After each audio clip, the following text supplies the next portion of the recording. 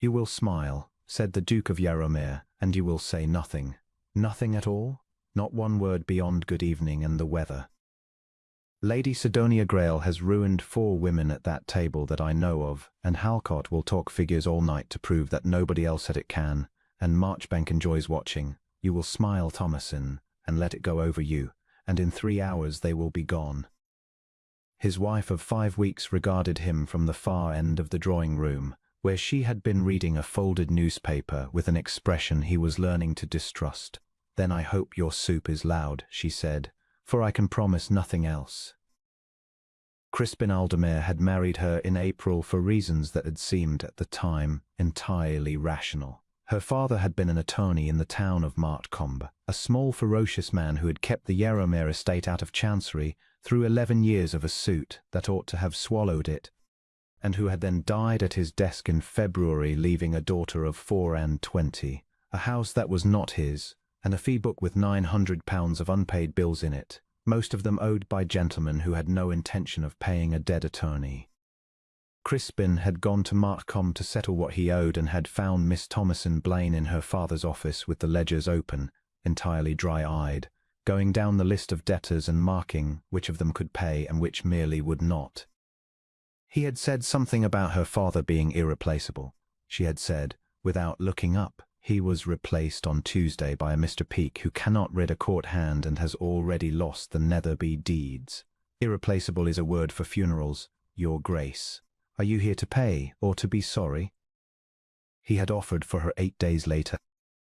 He had made the terms plain, because he was not a man who could bear a false position, that he required a wife, that she required a roof, that he would be honourable, and she would be a duchess, and neither of them need pretend to a sentiment that had not had time to grow. She had accepted in 1 sentence, and had corrected his settlement draft in 5 weeks. He knew that she rose early, that she took her tea unsweetened, that she had read every book in his library on the law of commons, and had asked the housekeeper, quite seriously, whether the muniment room might be dusted by somebody who would not throw anything away. He did not know what she thought of him. He had not asked. He had told himself this was delicacy and suspected it was something else. He watched her stand and fold the newspaper. Thomasin, I am not ashamed of you. I did not say you were. You thought it. I thought a number of things, she said. That was not among them. Shall we go in? There were 9 at table. Lord Marchbank sat at his right hand, a commissioner of drainage and enclosure, and a man who had never in 40 years said a sentence he could not withdraw. Lady Sidonia Grayle sat opposite in grey satin with 3 ropes of pearls, the widow of a Yarrowmere cousin, who had regarded herself as mistress of this house for 19 years, and had sent a note of congratulation in April that Crispin had burned. And halfway down, with a leather case propped against his chair leg like a dog, sat Mr. Ambrose Halcott, projector, engineer, and prophet of the drainage of the Yarrow levels. The soup was not loud. Nothing was loud. That was the trouble. Your Grace must be very glad of the quiet, said Lady Sidonia to Thomasin at the fish, after a town. Martcombe is not a town, ma'am. It is 4 streets and a corn exchange. Ah, then I dare say a house of this size is bewildering. Only the bells, said Thomasin. There are 41 of them, and they all sound alike. I have proposed numbering them, and the housekeeper has looked at me as at a Jacobin. Lady Sidonia's smile thinned. Marchbank laughed, once, into his glass, and Crispin, who had been braced for a long evening of small blood, felt the first thin thread of unease. Halcott waited until the meat was down and the plates were changed, and then he did what he had come to do, and had his case up on the table and his papers out before anyone could stop him. The Yarrow levels. 1,100 acres of wet common lying between 3 villages, grazed for turf and cattle and geese by every cottager who had a right of common upon it, and worth drained and enclosed, 40 shillings the acre were it now returned for. The main cut, said Halcott, here to here. 2 miles and a quarter, £8,000. Compensation to the commoners at the customary rate, 1,200. Bridges, culverts, and the commissioner's costs, another 2. Say 14,000 in all, and your Grace's share of it 7, against a rise in the rental of 900 a year in perpetuity. He sat back. It is not a speculation, my lord. It is arithmetic. It is very fine arithmetic, said Marchbank. It is not arithmetic at all, said the Duchess of Yarrowmere. Crispin set down his glass very carefully. 9 faces turned. Lady Sidonia's did something that was almost a smile of pure joy, the look of a woman who has waited 19 years for a particular moment and finds it arriving early and unassisted. Halcott was gracious. Your Grace, your compensation figure, said Thomasin. £1,200 at the customary rate. The customary rate in this county was fixed by the commissioners at Barrow in the year 9, and it is 22 shillings the acre of common right extinguished. You have not told the table how many acres of right you propose to extinguish, and I understand why. Because 1,100 acres at 22 shillings is £1,210, which is your figure exactly, and it is wrong. I assure you the survey is not the difficulty. The difficulty is that you have compensated the acres and not the rights. There are 146 cottages with common upon the levels, sir, and 31 of them hold turbary as well as herbage, and turbary is separately compensable and always has been. That is a further £400 at the very lowest, and if the commissioners follow Barrow as they must, it is nearer 900. She had not raised her voice at all. Your 14,000 is 15.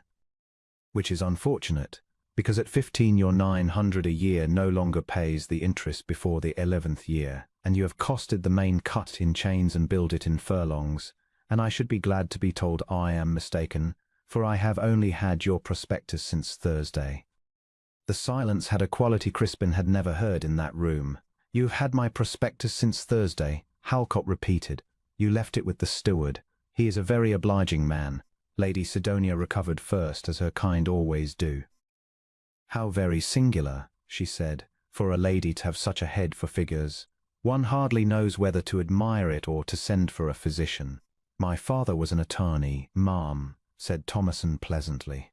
I kept his books from the age of 11. It is a low origin, and I am perfectly aware of it. And I have found that people who mention it generally do so because they have nothing to say about the figures. Crispin discovered that he had stopped breathing somewhere around the word turbary. He was waiting, he realized, for the thing he had spent his whole life waiting for at this table.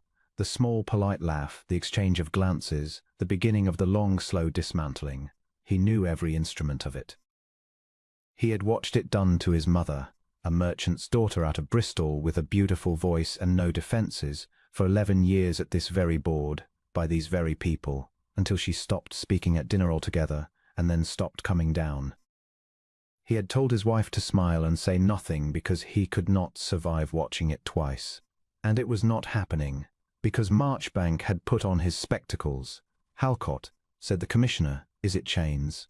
Halcott's colour had gone a bad grey. The estimate was prepared. Is it chains, sir?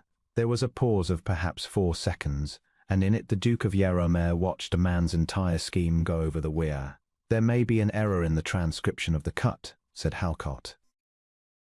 There may be an error of £1,300 in the transcription of the cut, said Marchbank, and the lady is right about Turbary. She is right about Barrow. And I sat on the Barrow Commission in the year 9 and did not remember it. He took his spectacles off and looked down the table with frank and undisguised interest. Your Grace, where in God's name did you get her? Marchcombe, said Crispin. His voice did not sound like his own. 4 streets and a corn exchange. Then I shall go there for my next wife. It should have ended there, and it did not, because Thomasin had not finished.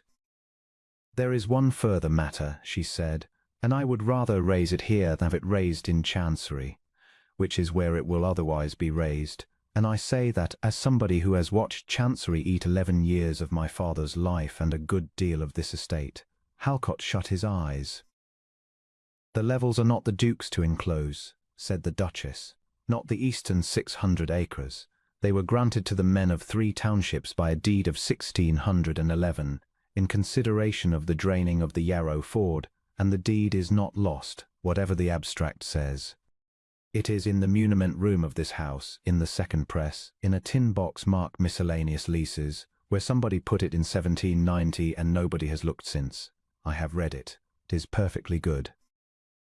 It reserves herbage and turbary to the tenants of the 3 townships and their heirs in perpetuity, and it cannot be extinguished by the commissioners without their several consents, and there are 146 of them. She folded her hands. So the scheme as drawn is not merely dear, my lord, it is void. And if it had gone forward, 146 families would have lost their gees and their turf and their winter grass in exchange for a compensation that was miscalculated by a third, and would have got it back after 9 years of law and the ruin of everybody concerned. I do not think anybody in this room intended that. I think nobody looked in the box. Nobody spoke. Then Crispin Aldermayer heard himself say into the silence, the second press, "Yes. How long have you known?" 11 days. Why did you not tell me 11 days ago? Thomasin looked at him down the length of his own table, and for the first time that evening something in her face wavered. "Because I did not know," she said, "whether you would want it found." It went out of him like a blow. He stood up. 9 people rose in a scramble after him, and he waved them down and did not sit. "Mr. Halcott," said the Duke of Yarrowmere, "you will take your prospectus away, and you will not bring it back. Lord Marchbank, you will oblige me by minuting that the eastern levels are subject to a deed of 1611 and are not before your commission, and the western 500 will be drained at my own charge, and the compensation calculated by the barrow rate with Turbury counted separately. And the Duchess will check your figures, and God help you." He put his hand on the back of his chair. "And I will say one thing more, and it is not to any of you. My mother sat where my wife is sitting for 11 years. She was told in this room, in a great many charming ways, that she was not clever, that her people were in trade, and that she had better smile. She believed it. She died believing it, and I have never once in my life said so aloud, and I have discovered this evening that I have been finishing the work." He looked at Thomasin. "I told you to say nothing. I told myself it was to protect you. It was not. It was because I could not bear to watch it, and it was cowardice, and you took no notice of me whatever, and you have this evening saved 146 families and £7,000 and the honour of this house in that order, and I agree with every word you said." Lady Sidonia Grayle set down her glass. "Well," she said, "I am sure I never—" "You did, madam," said Crispin. "Every Thursday for 19 years. The carriage is at 11. They were gone by past. He found his wife in the muniment room at 1 in the morning, in her dinner gown, with a candle and the tin box open on the table, and the deed of 1611 spread out under a paperweight, and she looked up and had the grace to appear slightly guilty. 'I could not sleep,' she said. 'So, are you very angry?' Crispin came and sat down on the corner of the table, which was not a thing his father would have done, and looked at the deed, and then at her. 'I have been trying for 3 hours,' he said, 'to find a word for what I am, and I cannot, and I have narrowed it to 2. One is grateful. The other I have not said to anybody since I was 9 years old, and I am told the practice is easier the second time.' Thomasin's hands went still on the parchment. 'You need not,' she said. 'It was a bargain. You were very honest about it.' 'I have no complaint of you at all, Crispin, and you have never once, Thomasin.' 'Yes, I am asking whether you will let me court my own wife,' he said. 'Badly, I expect. I have no practice. I shall want a great deal of correcting.' She laughed, and it broke in the middle, and she put her hand up over her mouth and looked at him over it with her eyes very bright. 'You may,' she said, 'but I warn you I checked the figures. I am counting on it.' He blew out the candle a good while later, and neither of them, that night or afterwards, could ever entirely agree on which of them had crossed the room first. The western levels were drained in 3 years.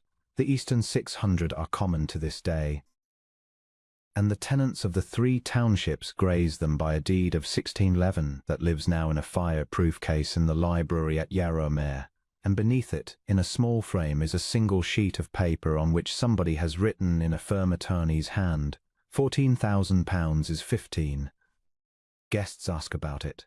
The Duke of Yarrowmere always tells them the whole story at length at dinner, and has never once been known to abbreviate